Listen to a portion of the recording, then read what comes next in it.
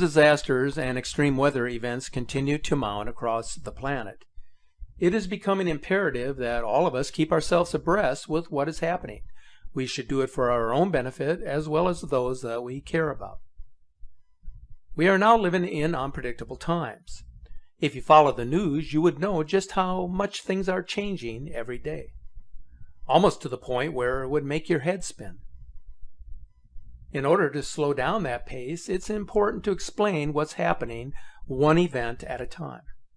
Similar to placing the pieces of a puzzle into one uniform picture that can be easily recognized and identified.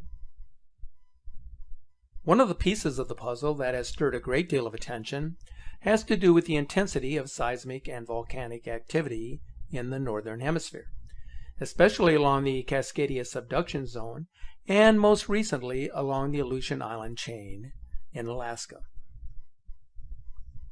One of the biggest volcanic news stories of this year concerns the vigorous and surprising eruption of the Bogoslav volcano in the Aleutian Islands. The volcano produced a large explosive eruption followed by a series of explosions on almost a daily basis. Some of these explosions have reached as high as 35,000 feet into the atmosphere. The highly explosive nature of these eruptions is likely rooted in the interaction between the new magma that is reaching the surface and the abundant seawater that it meets when it erupts. That water can quickly flash to steam and help fragment the magma into ash, thus adding to the explosivity of the eruption. This image shows how the continuous eruptions at Bogoslav have demolished much of its Aleutian Island home. Alaskan volcanoes have actually produced 1 or 2 eruptions per year since 1900. At least 20 catastrophic caldera-forming eruptions have occurred in the past 10,000 years. The awesome eruption of 1912 in the Katmai National Monument is the most recent. Alaska normally records 3,000 quakes monthly, but now seismologists have already reached the monthly average in just 10 days. This unusual sequence comprises, among others, 3 earthquakes larger than magnitude 6, 7 larger than magnitude 5, and 50 larger than magnitude 4. The highest number of quakes recorded statewide to date came in 2014, when more than 40,000 were detected, an astonishing number. Mount St. Helens is one of those volcanoes that is unsettled in 2017, resulting in an earthquake swarm. The USGS detected over 120 earthquakes over the last few days, all occurring 1 to 2 miles beneath the volcano. Here's a look back at the shocking devastation left in the wake of the Mount St. Helens eruption on May 18th of 1980.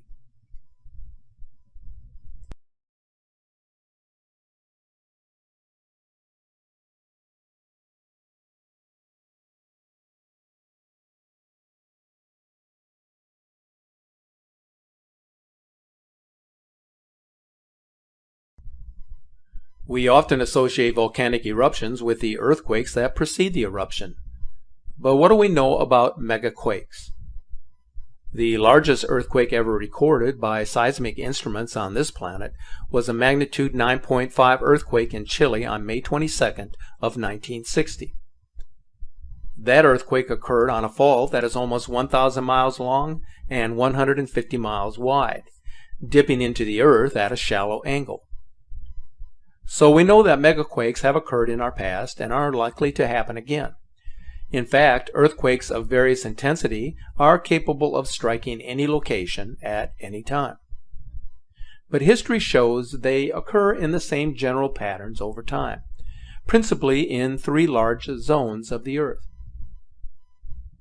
One of those zones is referred to as the Circum-Pacific Seismic Belt, the world's greatest earthquake zone located along the rim of the Pacific Ocean, where 81% of the world's largest earthquakes occur. Another of those zones is referred to as the Alpide. It extends from Java to Sumatra, through the Himalayas, the Mediterranean, and then out into the Atlantic. This belt accounts for about 17% of the world's largest earthquakes, including some of the most destructive. The third prominent belt follows the submerged Mid-Atlantic Ridge. This would include the New Madrid fault line. The last significant earthquake to occur in this area was in 1811 and 1812, the most powerful earthquakes to hit the contiguous United States east of the Rocky Mountains in recorded history. In fact, the New Madrid earthquakes were so powerful that they were felt over nearly 1 million square miles. Not only did the quake reverse the flow of the Mississippi, but it damaged the sidewalks in Washington, D.C., and reportedly rang church bells in Boston. The New Madrid is the least understood seismic zone in the United States. It has often been said that another major earthquake in this zone represents a towering threat for which the central United States is almost entirely unprepared. I'm sure you've heard of the expression that if an earth-shattering catastrophe were to occur, that California would eventually fall off into the ocean. Well, that saying is a bit exaggerated, but California is moving horizontally north towards Alaska in a type of sliding motion. The dividing point is the San Andreas Fault System, which extends from the Salton Sea in the south to Cape Mendocino in the north. This 800-mile-long fault is the boundary between the Pacific Plate and the North American Plate. The Pacific Plate is moving to the northwest with respect to the North American Plate at approximately 2 inches per year. Now, at that rate, it would take some 15 million years for Los Angeles and San Francisco to be next-door neighbors. Unless, of course, a major pole shift were to occur, in which case the timeline could rapidly change. One important result of earthquakes that should be considered is that the earthquakes itself do not kill people. It is the buildings and the contents therein that cause deaths in seismically active regions. There has been larger earthquakes that have sustained very little damage and smaller ones that have. It all depends on the manner and the construction of the buildings and the materials that are being used. Some buildings were never meant to withstand violent shaking. Much depends on two variables: geology and engineering. From place to place, there are great differences in the geology at and below the ground surface. Different kinds of geology will do different things in earthquakes. For example, shaking at a site with soft sediments can last 3 times as long as shaking at a stable bedrock site, such as one composed of granite. Local soil conditions also play a role, as certain soils greatly amplify the shaking in an earthquake. The looser and thicker the soil is, the greater the energy movement will be. Fires are another major risk during earthquakes, as gas lines may be damaged, which could dramatically change life in America overnight. Earthquakes are a powerful force that can change landscapes and lifestyles. But there is something even more distressing that earthquakes are capable of doing. Media sources have reported that the Chilean earthquake of 2010 and the Japanese quake of 2011 were so powerful that they caused a shift or tilt in the Earth's axis. The Earth, which spins like a top as it orbits the Sun, has its tilt permanently altered. If we evaluate the simple facts involved with these two earthquakes, then the probability of an axis tilt comes into focus. The earthquake that unleashed the devastating tsunami on March 11th of 2011 moved the entire main island of Japan by 8 feet. It also shifted the Earth on its axis by nearly 4 inches. Scientists who are familiar with the phenomena say that the axis being altered has led to the shortening of the day by 1.8 milliseconds. The law of physics implies that the axis of rotation doesn't change relative to other stars as a result of an earthquake. So if you were looking at the Earth from a distance, you would not notice a change in the Earth's orbit or rotation. However, because an earthquake moves the material around within the Earth itself, the position of the rotation axis changes. We call this the sloshing of the Earth's mantle, in which the crust actually shifts. So if it appears that a shift of the Earth's axis took place in 2011, it is because we use points of reference on the Earth's surface to determine if this has occurred, where the probable cause is more accurately described as a shifting of everything on the Earth's surface. Here then is a look at the devastating effects of a mega earthquake and tsunami that hit the island of Japan on March 11th of 2011.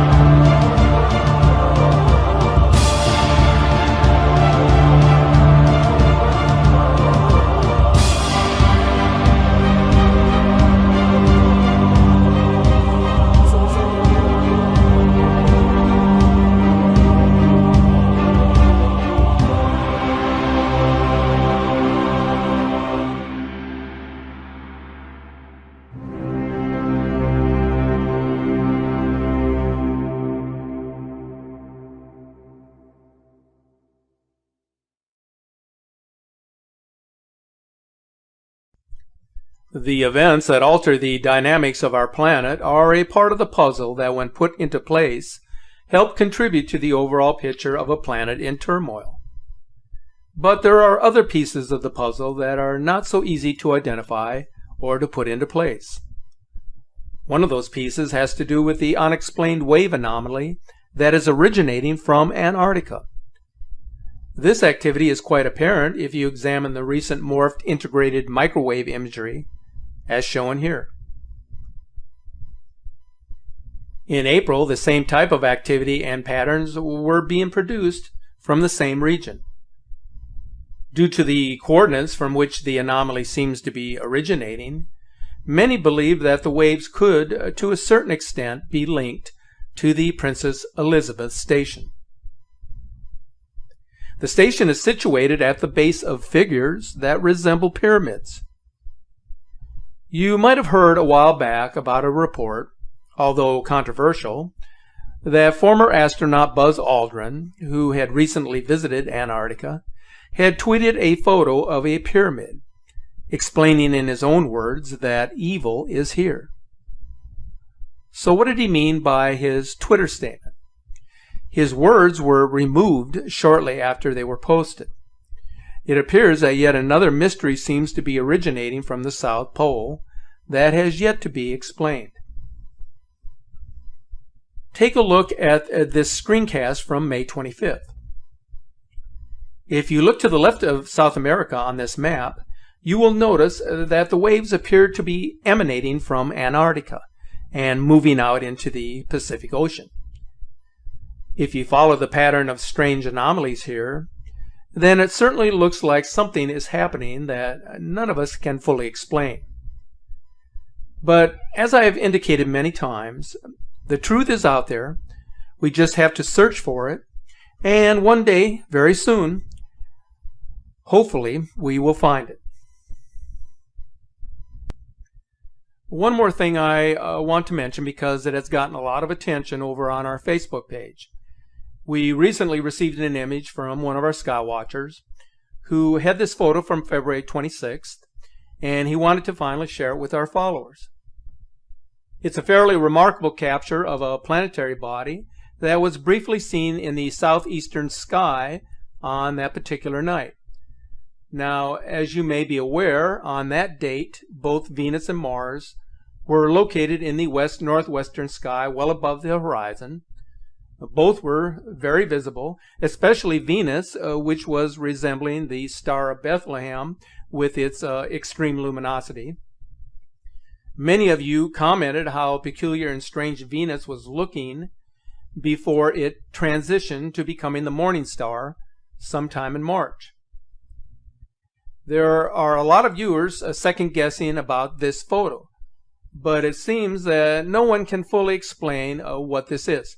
So I thought I would just get this out to you. You can go over to our Facebook page and follow the comments on this, as it really has garnered a lot of attention, as do all mysteries that are difficult to explain. So my friends,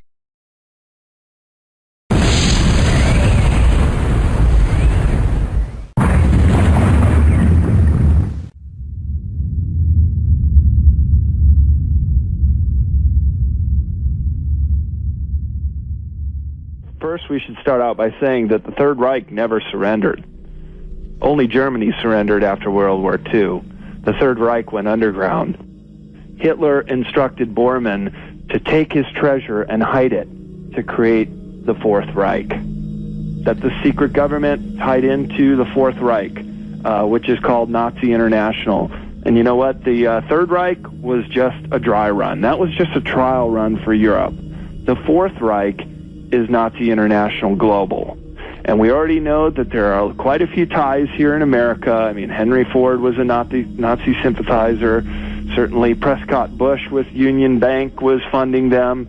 Rockefellers had ties. I mean, there was a lot of Nazi sympathizers in America in the 1930s. So, you know, this information about Bormann going missing, he was the money man. He was in control of billions of dollars at the end of World War II. Just goes missing. Well, what are they going to do with it? Well, first they've dug underground. They've created a series of underground bases that hardly anybody knows anything about, and especially out here in the West, we're riddled with underground bases that people don't know about. So how it leads into this modern age is, sure, the descendants may be in charge, or new people have been appointed. Although David Rockefeller is 97 years old, he's still very much a kingpin. And apparently they're taking anti-aging, like they have the technology to live much longer than we do. It'd be nice to share that stuff. It would be nice if they shared a lot of things. It would be nice if they actually cared for the human race, but it doesn't appear that they do. There's either service to self or service to others. Those that are service to self are like the Greys or the Draco-reptilians that have been here for quite a while, that view us very contemptuously, that have a world control agenda, and are doing a lot of really bad things to the human race. They like to keep us in a state of fear. They like to keep us warring with each other. They like to keep us divided. As soon as we start having a national discussion, an international discussion about who these entities are and what they're up to, and what they're trying to do, they're going to have to leave, because it is our planet. And there are benevolent ETs, and they are in the service to others, and they are here to help. But just like the movie and the TV show Star Trek, there is such a thing as a prime directive, and they cannot and do not want to directly interfere with Earth and our politics and our progression.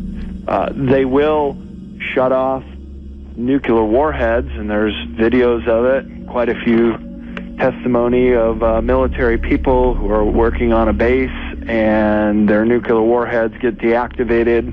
They run outside and they see a UFO. There's even videos of a shot going off, I think it was from Vandenberg base here, and there's a video on it, and the nuclear warheads up in the air. It's just a test, of course, but a UFO comes with a beam of light, zaps it a few times, and then just renders it inoperational. So you see that there are some that are benevolent and some that are malevolent.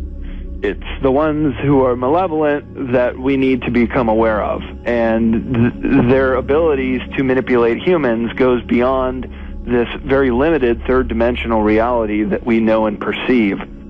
A lot of our future lies in this technology. If it could be unsuppressed, that it would be a different world. Well, unfortunately, this cabal we've been speaking of are also pretty heavy-handed players in the aerospace.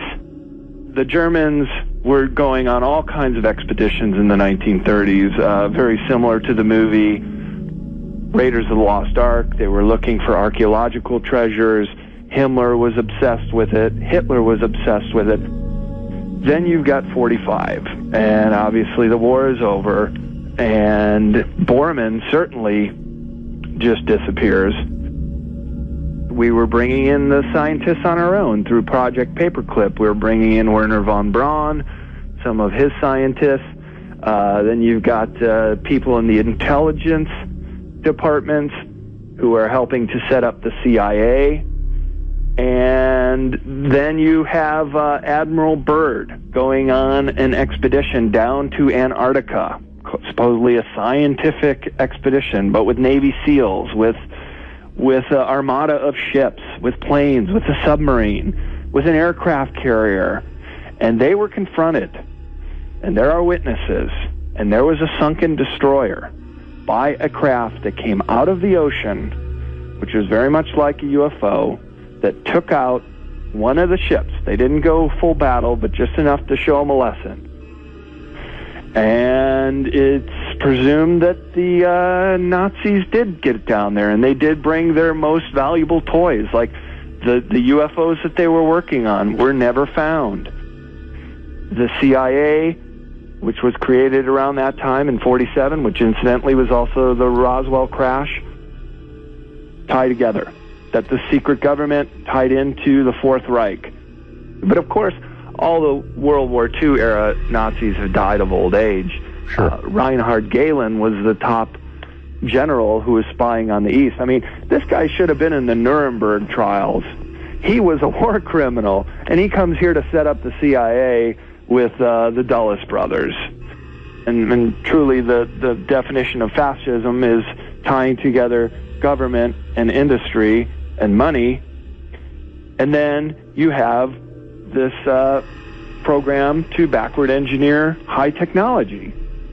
We have this advanced technology. We are already working on these crafts that can basically go to outer space within minutes. I mean, why do you think that there's nothing after the space shuttle? It's just ridiculous that the most powerful nation on the planet should just, we're giving up on that. Yeah, space. We don't have the money for it. You know, we got money to blow up Iraq, but we can't finance that. It's just ludicrous. Werner von Braun, he was obsessed with the whole Star Wars and weaponization of space, and told Carol Rosen that the final ruse would be an attack from aliens. And, you know, look at the way that Hollywood seeds us with this notion that if E.T. is going to visit us, the first thing they're going to do is blow up our cities and try to take us by force. You know, Richard Nixon famously said in the 70s, the American people won't believe anything until they see it on television. There's a photo in the book, and I had never seen it before, but it's from one of the meetings at the Bohemian Grove, and I think it's Glenn Seaborg of the AEC is standing up speaking to this group, and on one side of him is future President Ronald Reagan, and on the other side of him is future President Richard Nixon. What do you make of that photo? What do I think of the Bohemian Grove? Here's just another ritualistic type of secret society that it's been around for over 100 years. They do it every summer. There's protests now, thankfully. I should try to join it this summer. And, you know, every year they do this thing called the cremation of care. And they get all these globalists and politicians, very much who's who, so similar to a Bilderberger type meeting. And they all gather, and there's rumors of prostitutes coming in, gay and women, you know, drinking, debauchery. It's almost all men. And then they do this cremation of care ceremony. I mean, come on. Really? Do you hate the human race that much that you all have to do this kind of ritual and burning in front of an owl in a little lagoon? I mean, it's just pathetic, really. We know that the top oligarchs, such as David Rockefeller, attends the Bilderberger meetings, Henry Kissinger goes, people like Tony Blair, heads of state, either in power or still very influential. So we know that these people are gathering behind closed doors, making very big geopolitical decisions, and are accountable to no one. These silly, unnecessary wars that now we know 10 years of the anniversary was just last week, 10 years after the Iraq war started, completely fabricated, misinformed the public. No reason we needed to go in Iraq. There was no threat against our national security. Why are these people not prosecuted? Why are they still free?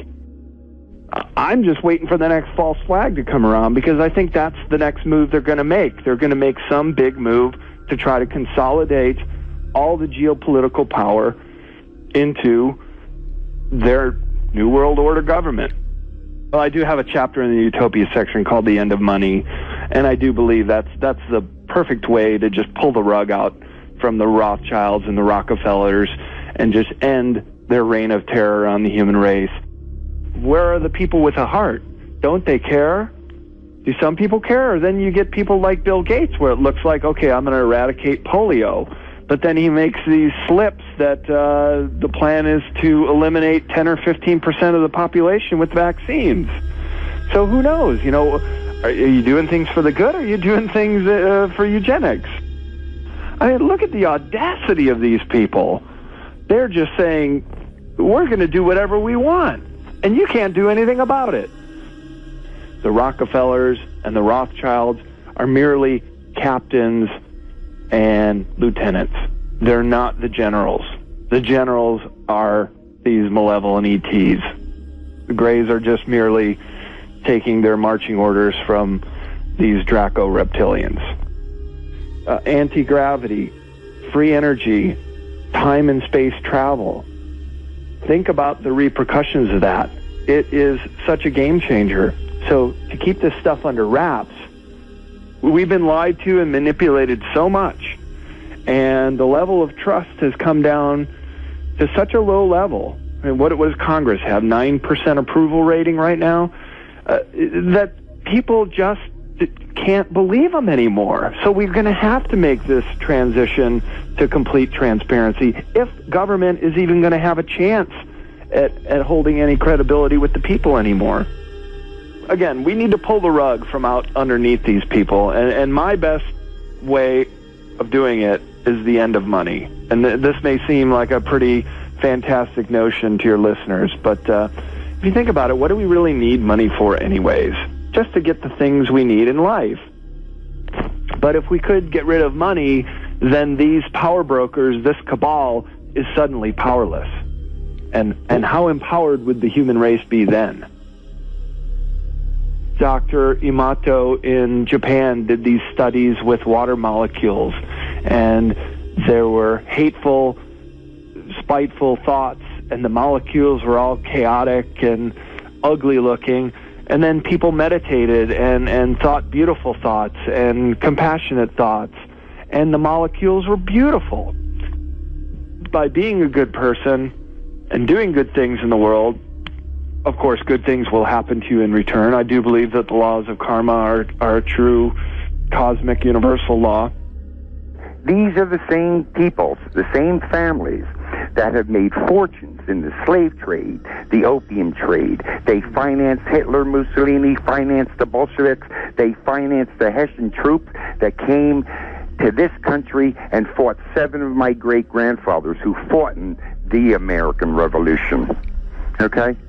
They killed Garfield, McKinley, Lincoln, JFK, shot George Wallace, killed RFK, killed MLK, invented the Gulf of Tonkin incident, all for what? For themselves. For themselves. It's just one crime after another.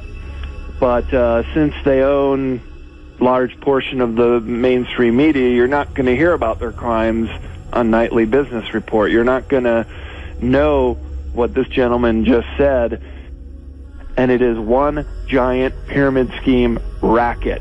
And I say we pull the carpet out from underneath these guys. It's been stated that the United States actually has a base on the moon. Satan is a reptilian and part of the Draco organization. But I do have a whole chapter on structures on other planets, so I would agree with the caller on the other 2 points, which is the base on Moon, possibly a base on Mars, and I think Satan and Lucifer are the reptilian ETs that have been manipulating humankind for centuries. In the Bible, it speaks in Revelation about that there's going to be a one world currency and there will be no money. So, even though it was what will be the destruction and downfall of the Rockefellers and Bilderberger Group and all that, it will also kind of usher us in, which a lot of people think is going towards the end times. We're meant to start hearing the rollout of the RFID chips implanted in people. I'm deeply bothered by the whole surveillance state, the lack of privacy, where all that's heading. It seems like everywhere has cameras. They track you wherever you go. People